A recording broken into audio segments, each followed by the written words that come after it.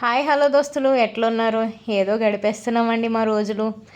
ఈరోజు మేము ఎగ్ పులుసు చేసుకుందామని ఫిక్స్ అయ్యి, మీ హాస్టల్లో ఆడ పెట్టే తిండి తినలేక, ఇంట్లో అమ్మ చేతి వంట తినలేక, ఏదో వచ్చి రాని వంటతో హాస్టల్లో ఏదో వండుకుని తినే ప్రయత్నంలో ఈరోజు గుడ్లు పులుసు చేసుకుందామని ఫిక్స్ అయ్యాం.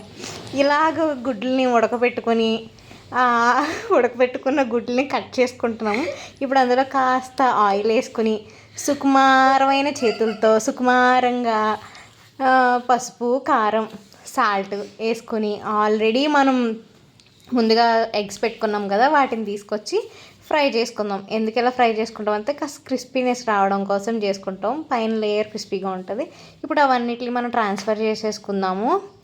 ఈ మీలో ఎంతమంది రిలేట్ అవుతారు చెప్పండి? ఇంట్లో ఉన్నప్పుడేమో అమ్మ వంట చేస్తే దానికి 100 వంకలు పెట్టి బయటకు వచ్చిన తర్వాత అమ్మో ఇంట్లో ఏది పెడితే తినాల్సిందే అనిపించుకుంటాం. సర్లే, మళ్ళీ మన వంటలోకి వెళ్ళిపోదాం. మనం కరివేపాకు, కాస్త ఆవాలు, మా దగ్గర అయ్యే ఉన్నాయి అనుకోండి, తాలింపు సామాన్లు ఉంటే అన్నీ వేసుకోవచ్చు. పచ్చిమిరపకాయలు వేసుకొని ఫ్రై చేసుకొని, ఉల్లిపాయలు, టమాటాలు వేసుకుని కాస్త మగ్గనిచ్చుకుంటే అవి బాగా టమాటాలన్నీ మగ్గుతాయి. దాంట్లో కొత్తిమీర ముందే వేసుకుంటే కాస్త ఫ్లేవర్ దిగుద్ది. దాన్ని మనం బాగా మిక్స్ చేసుకుందాం.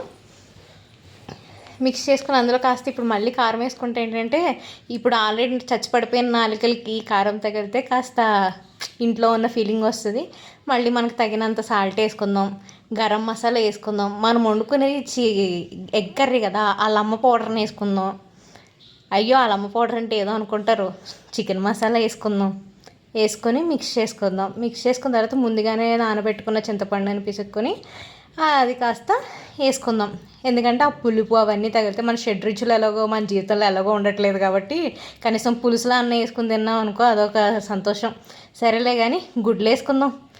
వేసుకొని కాసేపు అలా మూత పెట్టి మగ్గనిచ్చామనుకోండి, అబ్బా ఇప్పుడు ఎడిటింగ్ చేస్తేనే నాకు ఇప్పుడే తినాలనిపిస్తుంది ఫ్రెండ్స్. సరే చూద్దాం. కానీ చాలా బాగుంది. అందరు చాలా ఇష్టపడి మా రూమ్లో వాళ్ళందరూ తిన్నారు.